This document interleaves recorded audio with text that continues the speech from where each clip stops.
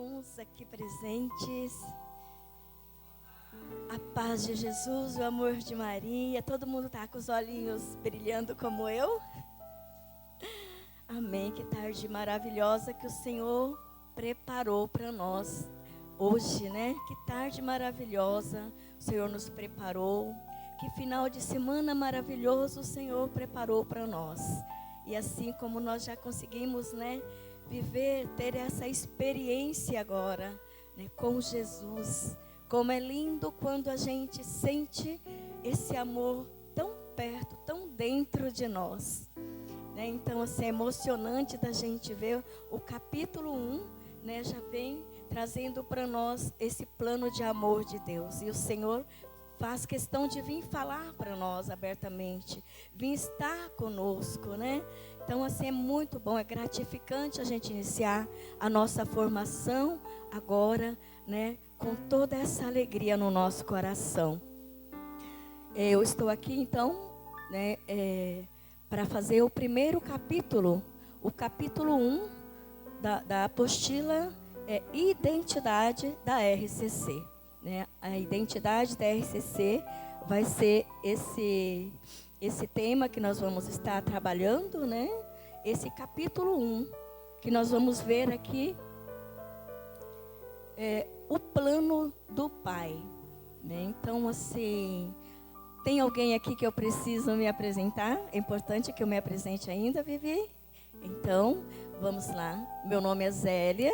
Né? Faço parte desse movimento lindo, Renovação Carismática Católica, né? Já há algum tempo. Estou aqui a serviço do Reino de Deus e vamos à nossa formação agora. Eu desejo a vocês aí já desde já um abençoado encontro, né? Que ninguém durma, que todo mundo fique atento para não perder nada, porque o Senhor quer falar conosco nessa tarde assim, desse amor que Ele tem para nós, desse plano que nós somos desde o início, né? Então, o plano do Pai. Qual é o plano do Pai?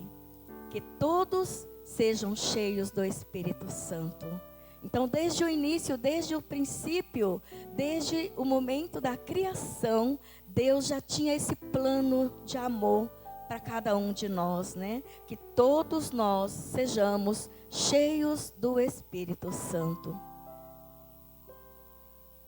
E aí nós vamos ver também como se dava a ação do Espírito Santo no Antigo Testamento.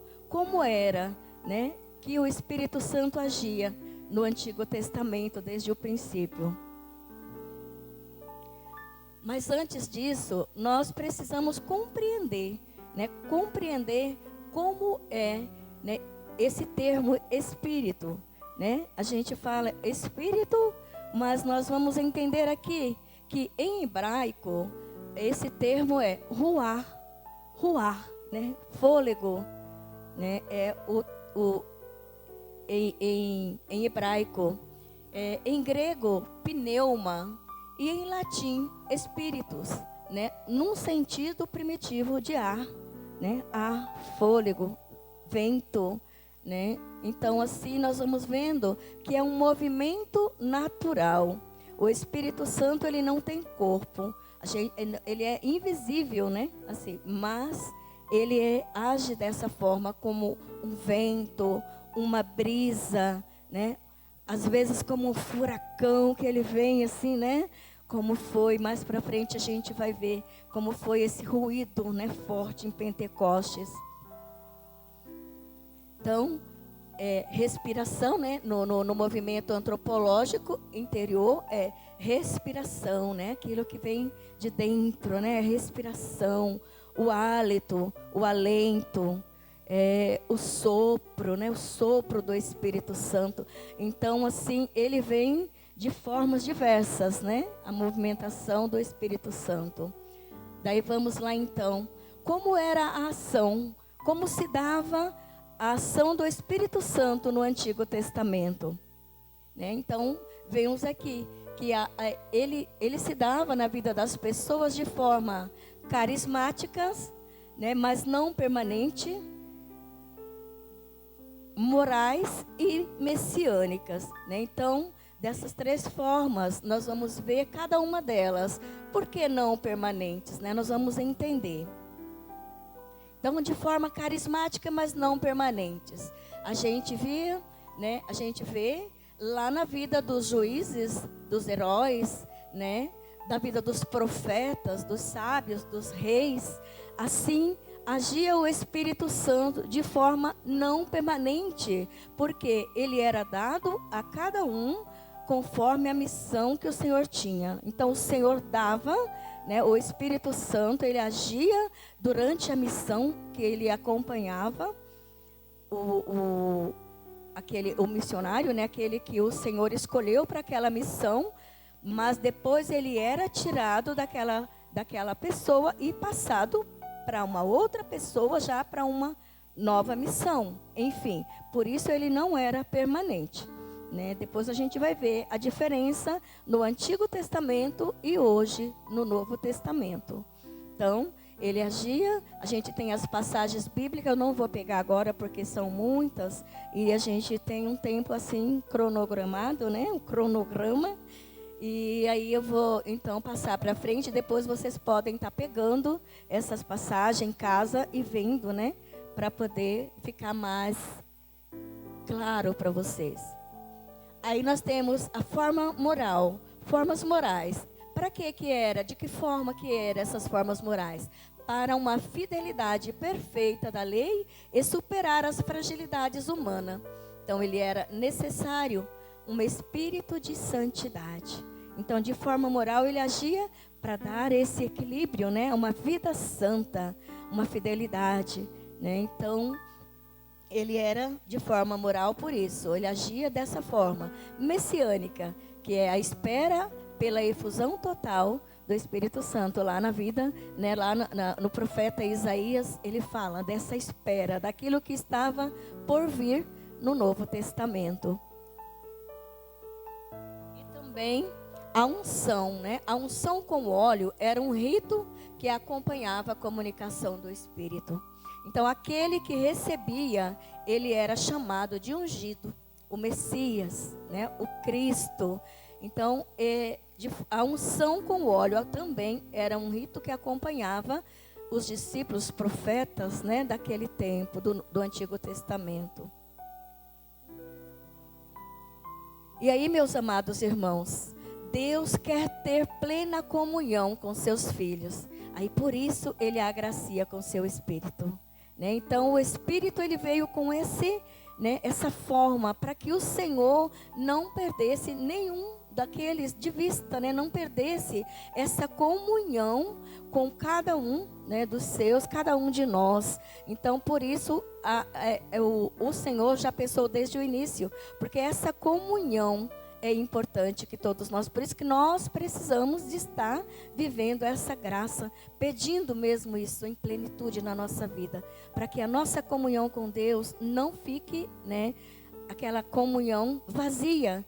Deus quer comunhão comigo e eu não tenho comunhão com o Senhor se eu não estar, né, vivendo isso em plenitude. Então, no Antigo Testamento, o Espírito de Deus acompanhava o homem nas missões que lhes eram confiadas, como eu já falei, e terminada a missão, era retirado e confiado ao outro, né? Para que tudo fosse feito de acordo com as ordens divinas. Então, Deus estava sempre junto por meio do seu Espírito. Deus sempre presente na vida, né, do seu povo. Aí também, né, o Antigo Testamento, ele prepara a prefiguração, né, daquilo que seria, daquilo que se daria com a vinda de Jesus. Então, ele é, no Antigo Testamento, essa prefiguração daquilo que iria acontecer no Novo Testamento com a vida do Messias, que é lá, a gente viu lá, messiânico, né, a espera daquilo que estava por vir. Então, lá no texto do profeta Ageu, o profeta Ageu, ele teve uma visão, né, do que era a vinda do Espírito Santo no Antigo Testamento e daquilo que iria vir depois. Então, essa visão do profeta, né? Ali o Espírito Santo agindo nele, né? Naquele momento. E aí o Antigo Testamento, o homem ele era assistido pelo Espírito de Deus. No Novo Testamento, o Espírito ele é morada dentro de nós. É isso que nós acabamos de viver, né? Essa morada, essa plenitude dentro de nós. É lindo, a gente vai vendo assim Deus agindo, né? No momento, tudo que eu estava preparando para essa formação, o Senhor foi trazendo isso, né? Olha aí, né? Eu sou isso, eu sou parte, eu vivo aí dentro, né? Eu tudo faço, eu tudo revelo, eu tudo, né? Então, tudo em Jesus, tudo por Jesus. E o Espírito Santo, ele vai dando essa unção, vai trabalhando em nós, porque ele é morada, né? Ele é habitação dentro de nós, do nosso ser. Então, nós somos esse templo de Jesus, templo do Espírito Santo. E aí, meus amados irmãos, como a gente, né, viu essa espera daquilo que estava para acontecer com a vinda de Jesus, né? Então, Jesus ele veio para trazermos esse Espírito Santo em plenitude para a nossa vida. E ali, quando Jesus ele é batizado, né, aquele mesmo Espírito que pairava sobre as águas, né, que Deus ele criou tudo que deu início ali na criação por meio do Espírito Santo, em Jesus, né, foi da mesma forma. Então, o Espírito Santo veio sobre Jesus no momento em que ele estava sendo batizado.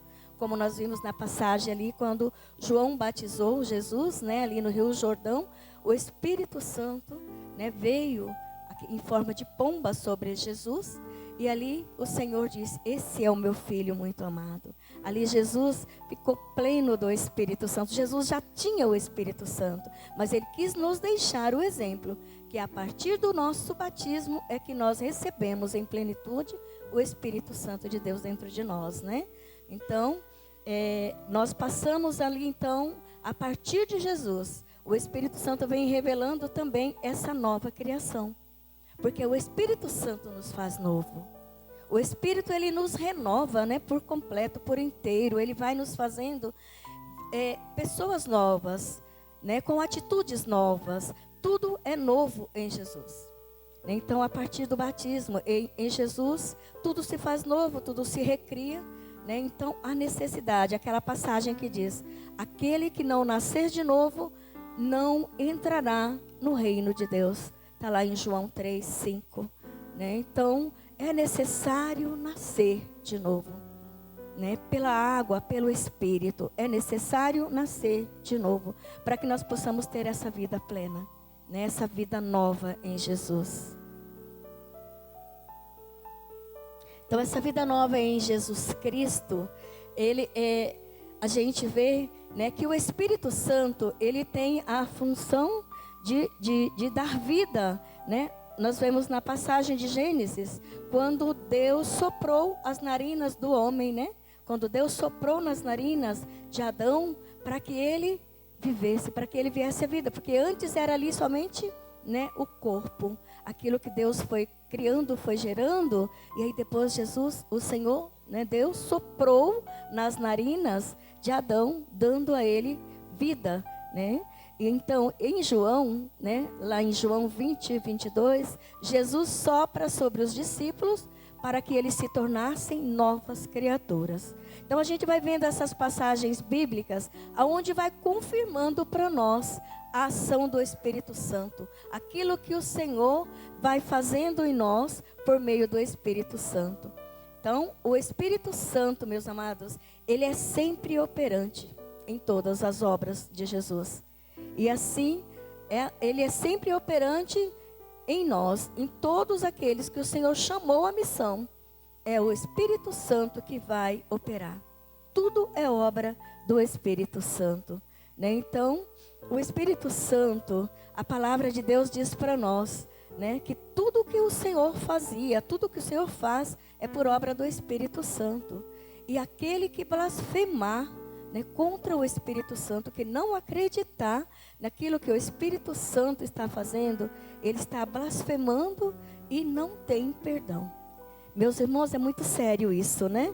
é muito sério. A gente precisa ter essa convicção do zelo, do cuidado com aquilo que nos é colocado, né? Aquilo que o Senhor, às vezes a gente fala, hoje eu não tô sentindo nada. Parece que nada aconteceu. O Espírito Santo não agiu em mim, não fez nada. Fez. O Espírito Santo, ele não deixa de operar, mesmo que eu não sinta. Mas o Espírito Santo está fazendo a obra. Então, é preciso que nós tenhamos essa convicção que o Espírito Santo está dentro de nós e que ele faz a todo instante, né? Então, o Espírito Santo, ele também acompanha os discípulos nas perseguições, meus irmãos. Então, nas perseguições, o Espírito, ele está junto. Ele caminha junto de nós, nas nossas lutas, nas nossas batalhas, né, nos combates que nós vivemos no nosso dia a dia. Quantos de nós, né, estamos na presença do Senhor, vivendo aquele momento de alegria em pleno amor com Deus, né? E nós chegamos em casa ou nós recebemos notícia, alguma coisa acontecendo à nossa volta, né? De coisas ruins acontecendo, né? E o Espírito Santo ali nos dando força. O Espírito Santo fazendo com que a gente supere aquela situação, né? Então assim, deixou de acontecer. Mas eu estava rezando, eu estava na presença de Deus. Como que aquilo foi acontecer, né? Eu estava lá entregando. Não. Se você vai viver, se você está passando por aquilo, é necessário você passar, você vai passar. O Espírito Santo vai te dar força para superar. Ele não vai tirar a sua cruz. O martírio vai acontecer. Como nós vemos na vida, né, dos santos, o martírio aconteceu na vida de muitos, como hoje está acontecendo, né? Mas o Espírito Santo vem em auxílio, com defesa, né? Mas para dar força, para que seja anunciada e testemunhado que Jesus é o Senhor e que Ele é o único que tudo pode na nossa vida. Então esse é o dar testemunho com Jesus, em Jesus, por Jesus, pela obra do Espírito Santo. Aí nós vemos no Novo Testamento o cumprimento da promessa, né? Pentecostes é aquela promessa, aquilo que o Antigo Testamento fazia a prefiguração, estava preparando, né? Esse cumprimento acontece em Pentecostes.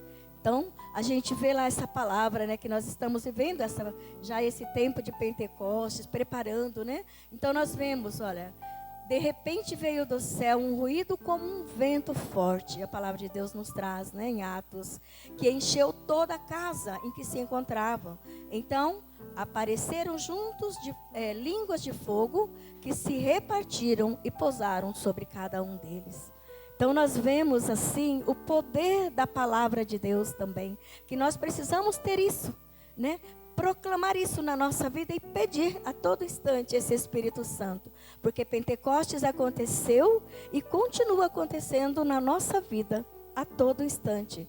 Basta que nós, né, sentimos mesmo essa necessidade de estar pedindo, clamando esse Espírito Santo. Que vem para nos dar força, porque como a gente vai ver, né,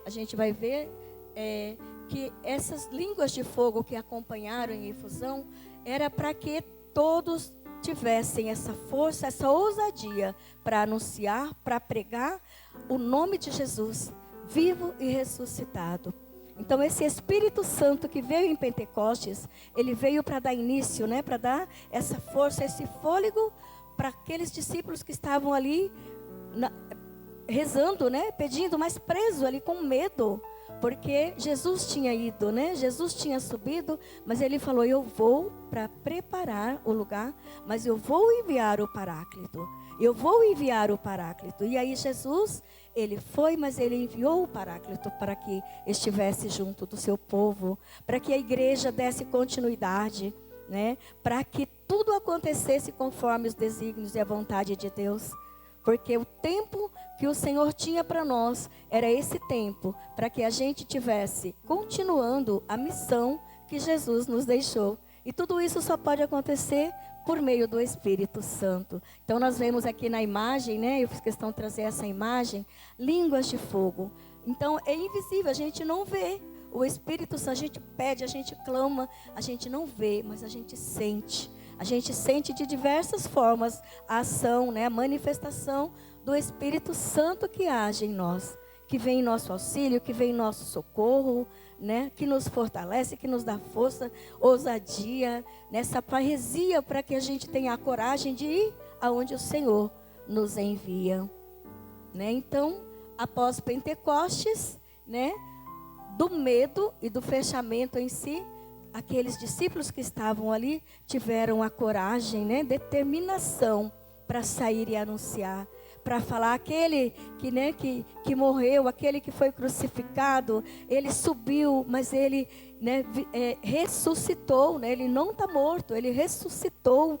Então falar com ousadia, e aqueles homens que estavam ali, aquelas pessoas, quantos se converteram, né, naquela primeira pregação de Pedro, 3.000 homens. Então tudo isso pela obra do Espírito Santo.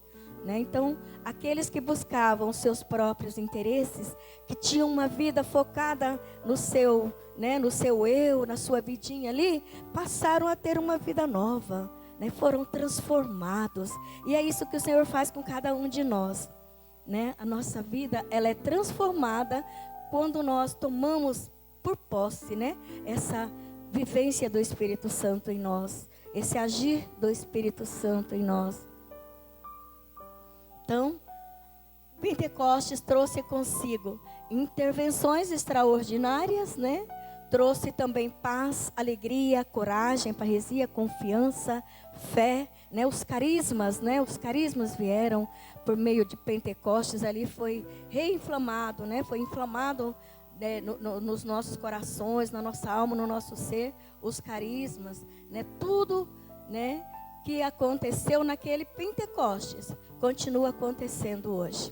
Continua acontecendo na igreja, continua acontecendo no mundo, né? Então a gente vê assim que tudo pelo agir do Espírito Santo, a gente vai vendo a transformação. Muitas vezes nós vamos até falar, nossa, mas como pode o mundo do jeito que está, né? Como pode o Espírito Santo estar agindo? Mas nós precisamos ter fé. Nós precisamos acreditar que Deus, Ele faz a obra nova a partir do momento que eu quero, que eu tomo posse, que eu assumo. Então essa transformação que o Espírito Santo vai fazendo é em cada um de nós. Não tem como o Espírito Santo fazer no mundo se cada um não tomar atitudes de transformação, de mudança de vida, né? Então cabe a cada um, a cada uma, tá buscando isso, né? Essa ousadia no Espírito, essa vivência, né? Então a gente vê que em meio a tribulações, né? Lá em Atos 5, no versículo 40, eu não peguei, dá tempo pegar ali rapidinho? Em meio às tribulações, em meio, né? Pega rapidinho para mim, fazendo um favor. Atos 5, versículo 40.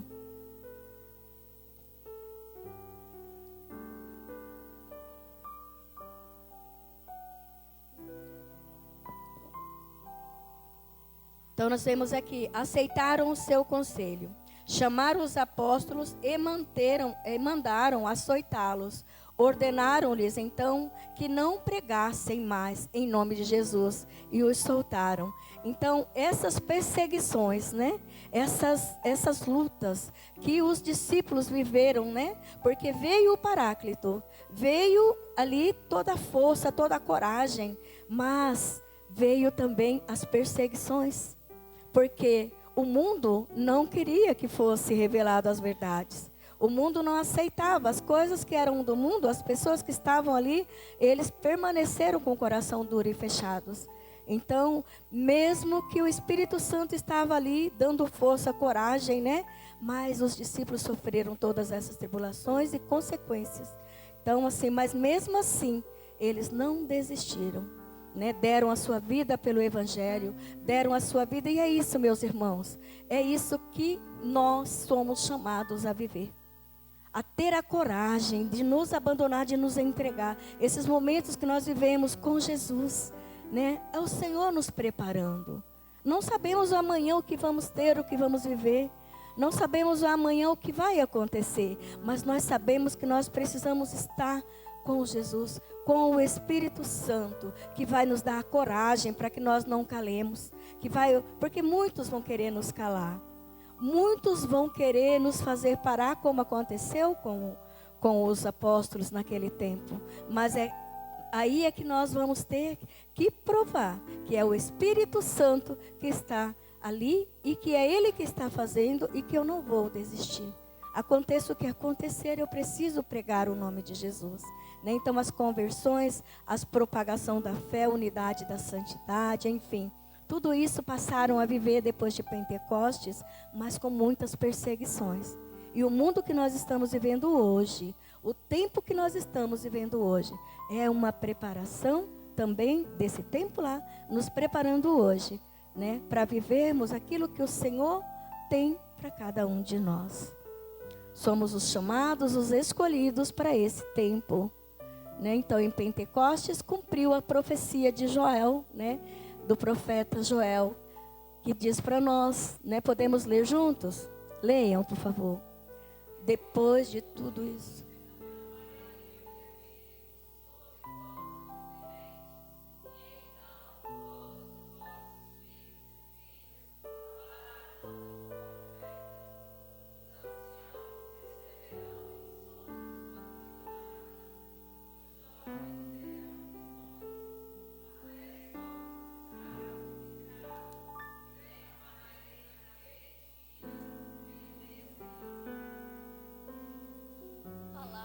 Senhor, graças a Deus. Então nós vemos a profecia, né, o cumprimento em Pentecostes, né? Derramarei o meu espírito sobre todo ser vivo. Então é para todos, todo ser vivo, né? Toda a humanidade, né? Sobre todos os viventes. E ali a promessa é que todos os vossos filhos falarão como profetas. Os anciãos receberão em sonhos suas mensagens. E os jovens terão visões. Então ali nós vemos até sobre os escravos e escravas, né? Derramarei do meu espírito naquele dia. Então nós precisamos clamar, meus irmãos. Clamar com autoridade no Espírito, pedindo mesmo que o Senhor nos conceda essa graça. Não somos nós que vamos fazer, não é por força da nossa palavra, mas é com o desejo do meu coração, o desejo do seu coração. Eu quero essa graça na minha vida. Eu quero ser plena do Espírito Santo. Eu quero viver essa profecia que o Senhor deu, né, que o Senhor trouxe para nós, para esse tempo, é o que o Senhor tem para nós. Nós precisamos desejar com toda a força do nosso coração. Eu quero isso na minha vida. Né? Então, porque se nós não tivermos essa unidade, essa intimidade com o Senhor, nós vamos ficar no blá, blá, blá e não vai acontecer nada, nem na minha vida e nem na vida do meu irmão. Porque eu não vou ser instrumento nas mãos de Deus. Né? Então, nós precisamos pedir, clamar, porque é isso que o Senhor quer derramar sobre nós, né? Então, para concluir, né, a partir de então, nós também podemos viver esse Pentecostes perene, né? Um Pentecostes derramamento sobre todos nós, sobre toda a face da terra, sobre as nossas vidas, sobre as nossas famílias. A todo momento, a todo instante, nós podemos, né, pedir, clamar, porque basta pedir e Jesus nos dá gratuitamente, né, o seu Espírito. Porque esse é o desejo, é o plano de Deus desde o início, né, que todos nós tivéssemos comunhão com o Senhor. Que todos nós vivêssemos essa graça, né, em plenitude. Então nós precisamos, meus irmãos, pedir, clamar, né, e desejar com toda a força da nossa alma, toda a força do nosso coração, viver essa vontade que Deus tem para cada um de nós. Então assim, finalizando, a gente vai, né, essa foi o primeiro capítulo, né, capítulo 1, onde a gente vê que a identidade da RCC é isso, né? É esse plano que Deus já tinha desde o início. A renovação carismática católica já estava no coração de Deus quando Ele tudo criou. Né? Então, não somente a renovação carismática católica, mas toda a igreja. Porque Ele diz lá no início, o plano do Pai é que todos sejam cheios do Espírito Santo. Você quer estar